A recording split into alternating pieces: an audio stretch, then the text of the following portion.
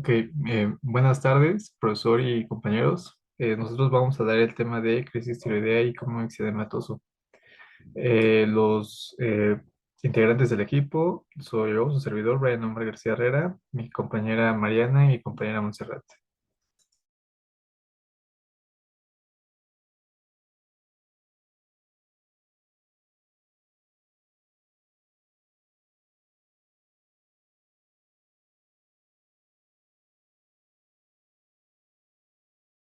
Bueno, vamos a empezar con la definición de crisis tiroidea.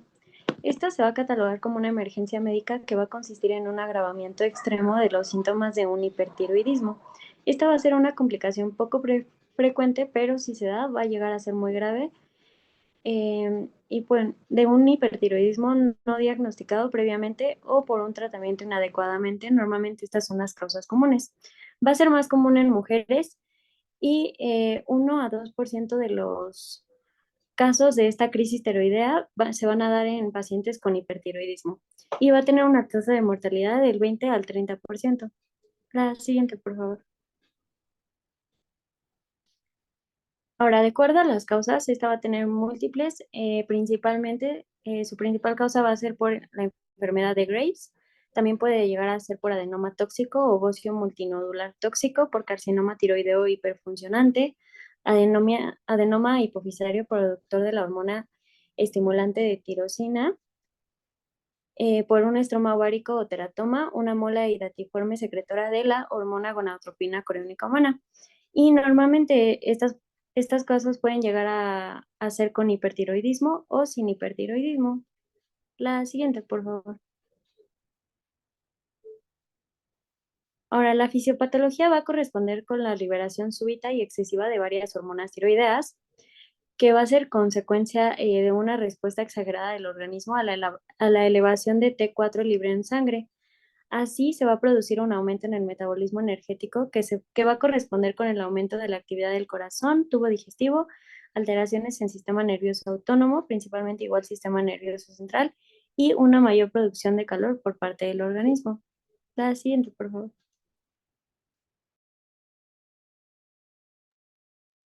En cuanto al cuadro clínico, la crisis tiroidea pues normalmente comienza de forma súbita en pacientes que ya tienen hipertiroidismo, pero que son no tratados o insuficientemente tratados, y por eso es que hay una acentuación de los síntomas de hiperfunción tiroidea.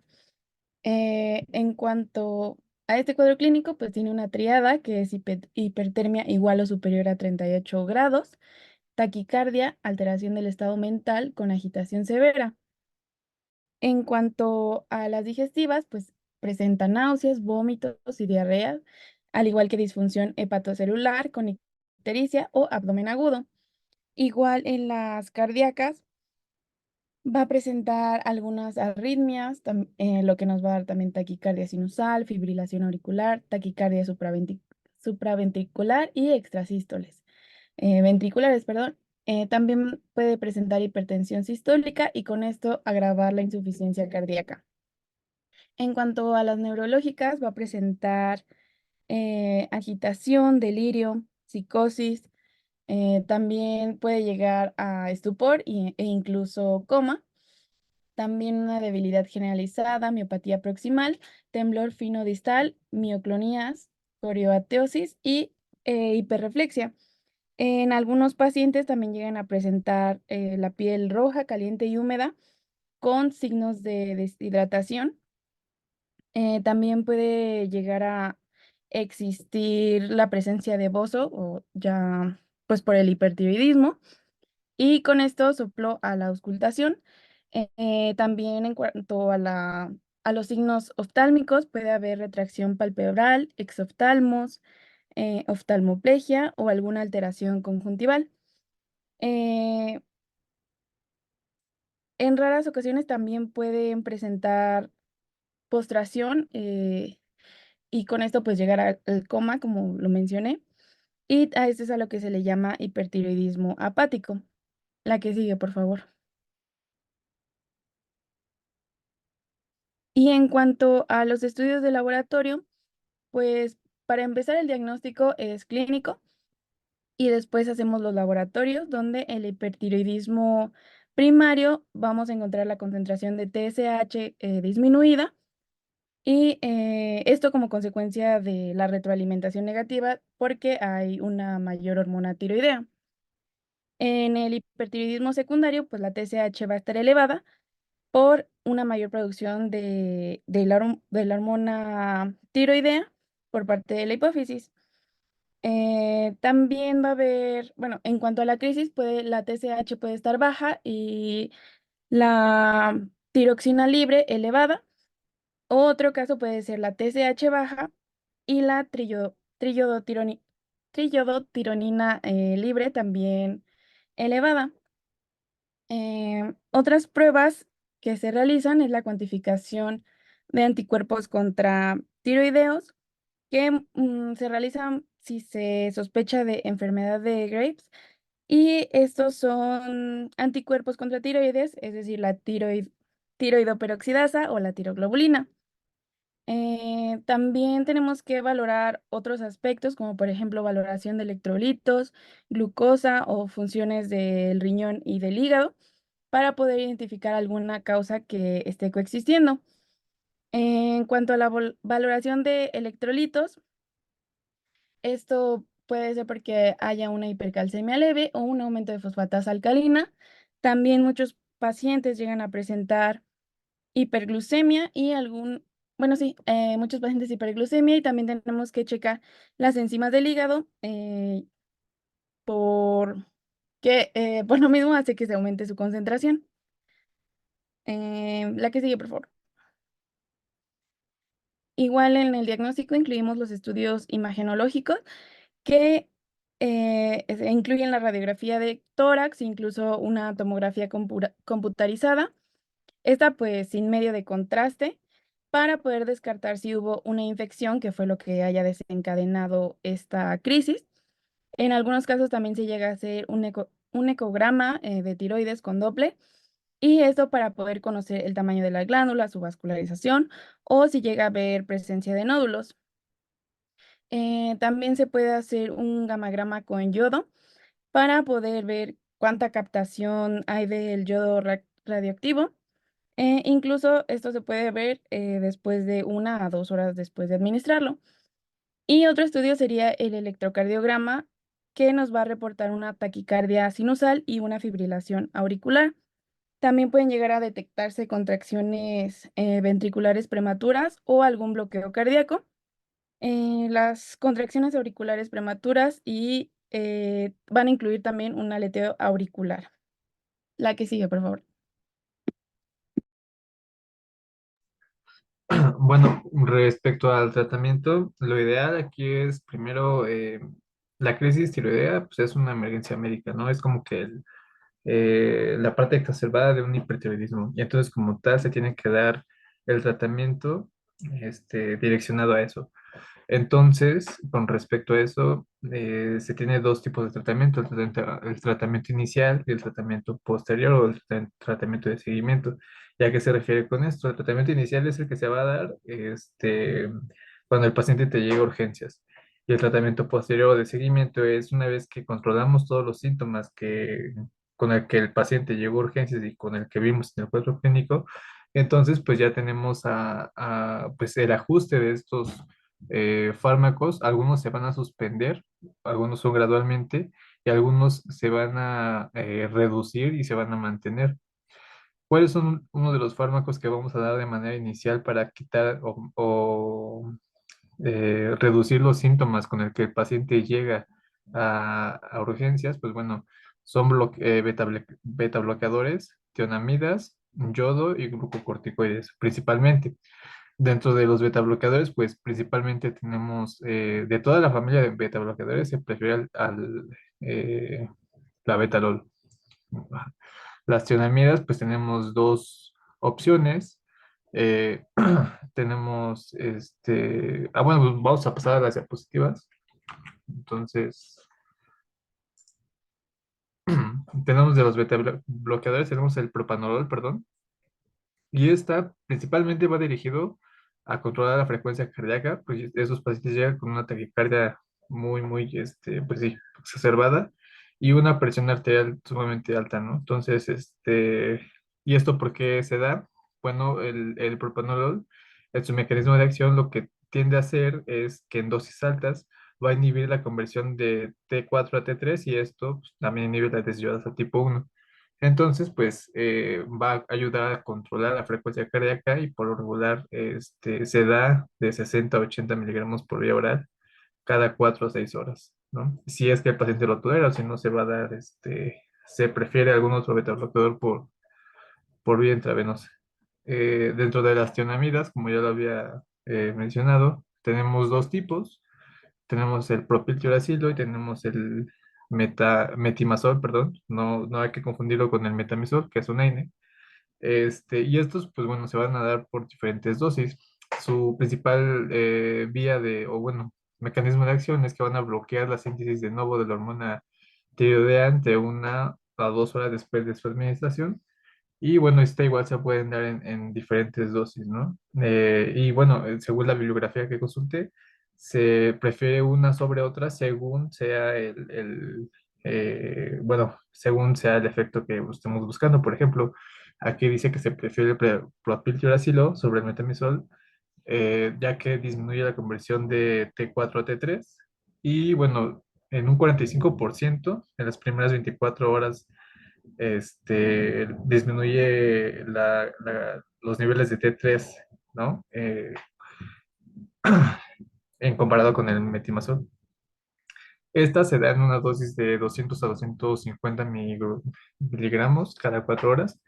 Y tenemos ahora el metimazol, que tiene una duración de acción más prolongada.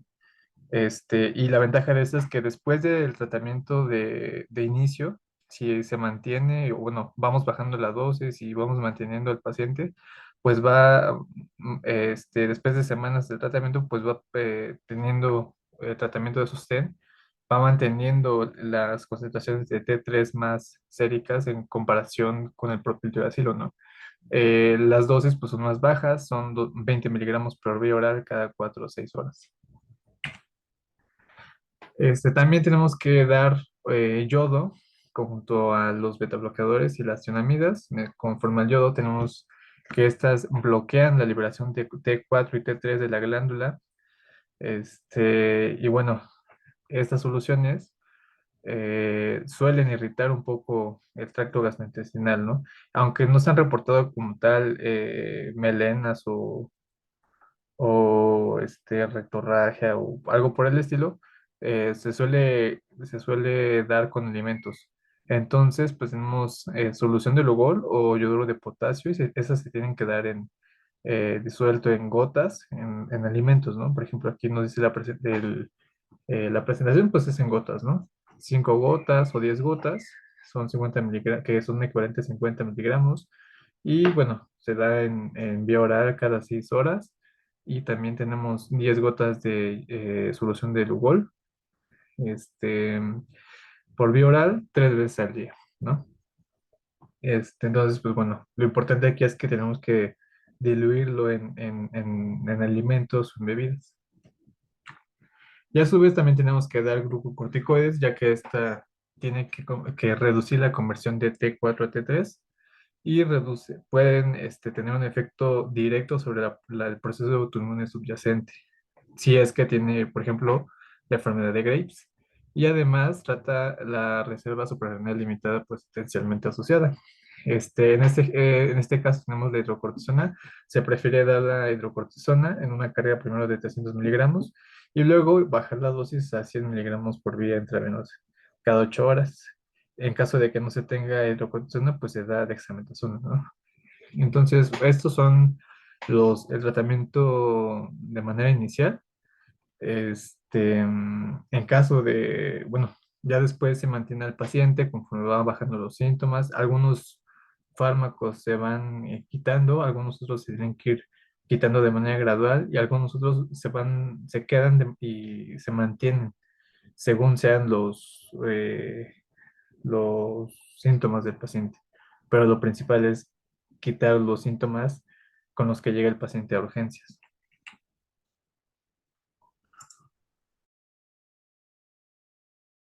Bueno, ahora vamos a pasar a lo que es un coma mixedematoso y vamos a tener que esta va a ser la expresión del hipotiroidismo descompensado, que va a ser producto de una disminución grave y prolongada de las hormonas tiroideas y que va a resultar en un estado de deterioro mental y orgánico potencialmente mortal, el cual lo vamos a ver más en las manifestaciones clínicas. La siguiente, por favor.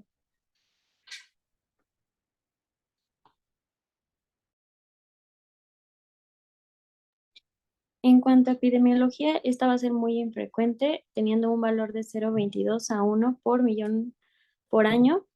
Es más frecuente su prevalencia en mayores de 60 años de edad.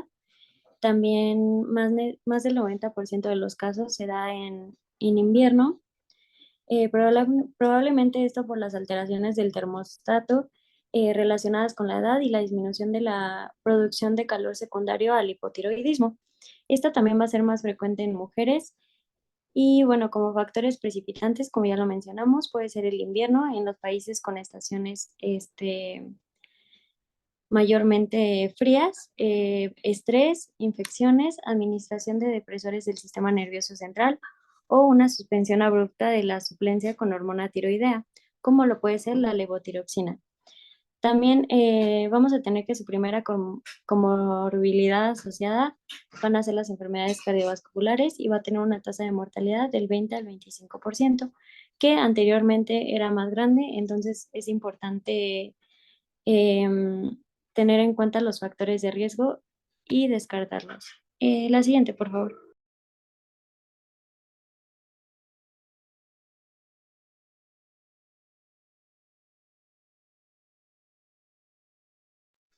Ok, ahora, este va a ser, esta crisis va a ser desencadenada por la disminución abrupta, prolongada y grave de las hormonas tiroideas, como ya lo dijimos. Y bueno, esta condición va a tener su origen en un hipotiroidismo. Entonces, siendo la causa más común de este, va a ser la tiroiditis autoinmune en un 85%, aunque también hay otras causas, como lo puede ser un tratamiento con yodo radioactivo por hipertiroidismo o por cáncer, y el uso de amiodarona o litio, el hipotiroidismo central, que implica del 5 al 15% de los casos, y una cirugía tiroidea. La siguiente, por favor.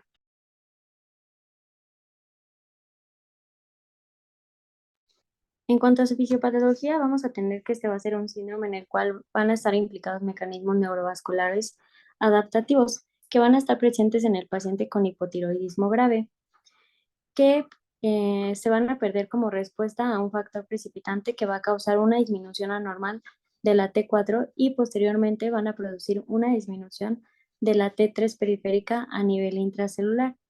Esto con una evaluación consecuente de la hormona estimulante tiroidea, si es que es un hipotiroidismo primario o una concentración normal o baja de la misma, si es que se refiere a un hipotiroidismo secundario. La siguiente, por favor.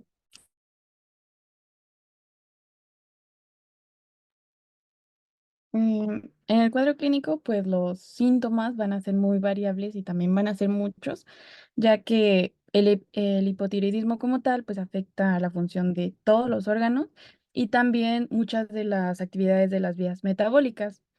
Entonces, los signos cardinales del coma por mixedema van a ser deterioro neurológico y la hipotermia. Regularmente también está acompañado de hipotensión, bradicardia, hipoventilación e hiponatremia. Y en sí, el mixedema va a ser un edema con características mucinoso, pastoso, y lo característico es que no va a dejar esta fobia a la presión como normalmente se presenta en un edema. Este se va a presentar más de forma periorbitaria y también es lo que hace que se vea la fascie abotagada, que la fascia abotagada, que es la que se muestra en la imagen, regularmente, eh, regularmente también hay otras manifestaciones, por ejemplo, neurológicas, que son letargia, embotamiento, somnolencia, enlentecimiento mental. Incluso puede haber déficit de la memoria, disfunción cognitiva, depresión y psicosis. También los pacientes con coma mixedematoso van a tener mayor riesgo de que puedan padecer algún choque o alguna arritmia que sea pues fatal. También se ve afectado el inotropismo y el cronotropismo. También pueden tener cardiomegalia, que se va a atribuir a una dilatación ventricular o algún derrame pericárdico. Eh, en cuanto a las respiratorias, vamos a tener que la hipoventilación pues va a estar acompañada de acidosis respiratoria y que gracias a que existe a veces algún bocio o alguna macroglosia puede llevarnos a una obstrucción parcial de la vía aérea. También algunos pacientes van a presentar derrame pleural o ascitis debido a que van a tener un menor volumen pulmonar. En las respiratorias perdón, en las renales y electrolíticas vamos a tener disminución del flujo renal y de la tasa del filtrado glomerular y también incremento del agua corporal total. Incluso algunos pacientes van a tener hiponatremia por la excreción renal de agua libre. Si se llega a hacer una hiponatremia grave, pues es lo que nos llevaría a un coma y también esto pues elevaría la tasa de mortalidad. La que sigue, por favor.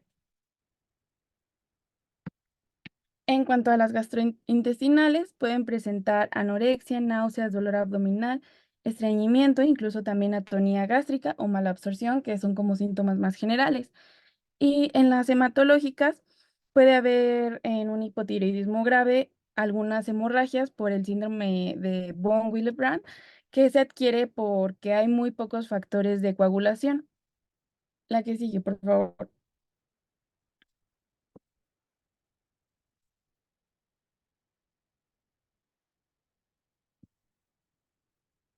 Y bueno, en cuanto al diagnóstico, pues igual va a ser muy clínico, ya que algún paciente comatoso que tenga algún grado de deterioro del sensorio, que tenga hipotermia o ausencia de fiebre en presencia de infección, con hiponatremia, hipercapnia o ambas, pues quiere decir que es un coma por mixedema.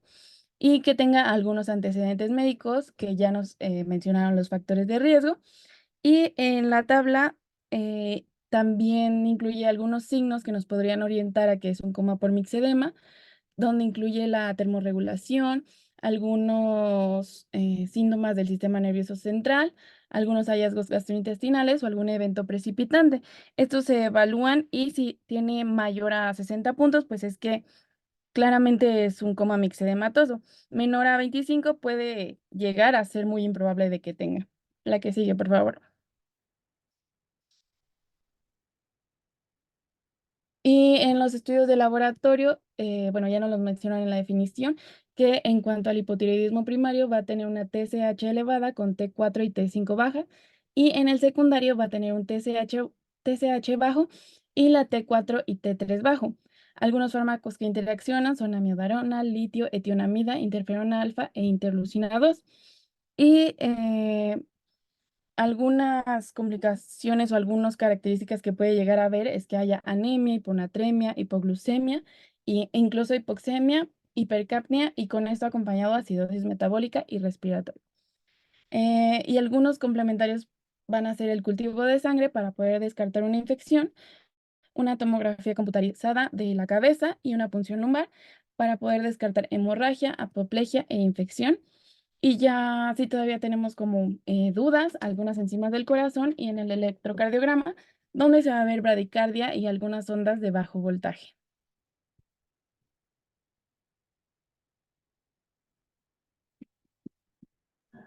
Bueno, ya por último, para el tratamiento, pues lo vamos a dividir en tres, en lo que es las medidas de apoyo, el tratamiento con glucocorticoides y lo más importante, que es el tratamiento con la administración con la hormona tiroidea. Las medidas de apoyo se basa en lo que es pues lo que vimos en la clínica, ¿no? Si hay, por ejemplo, hipoventilación, se va a tratar de apoyar con ventilación mecánica. Se tratará de administrar líquidos de acuerdo a lo que esté descompensado, ¿no? Con electrolitos, corrección de hipotermia. Si hay una infección concomitante que haya causado o que haya sido el factor determinante para para que haya sido el coma, que como vimos era, ambos son extremos, ¿no? Tanto la crisis tiroidea como el coma mixedematoso son extremos tanto del hipertiroidismo como del hipotiroidismo, ¿no? Entonces, bueno, ahora con los glucocorticoides se van a administrar hasta que se haya excluido la posibilidad de una insuficiencia suprarrenal. Y como siempre, el glucocorticoide de elección y el preferido siempre va a ser la hidrocortisona. Esta va a ser intravenoso con 100 miligramos cada 8 horas. Con respecto a las hormonas tiroideas, bueno, se puede administrar de manera individual como de manera combinada. Se sugiere una combinación si es que está disponible ¿cómo se llama? Si es que está disponible en el sistema donde estemos o en el hospital donde estemos, pero se sugiere esta combinación de levotiroxina con liotironina.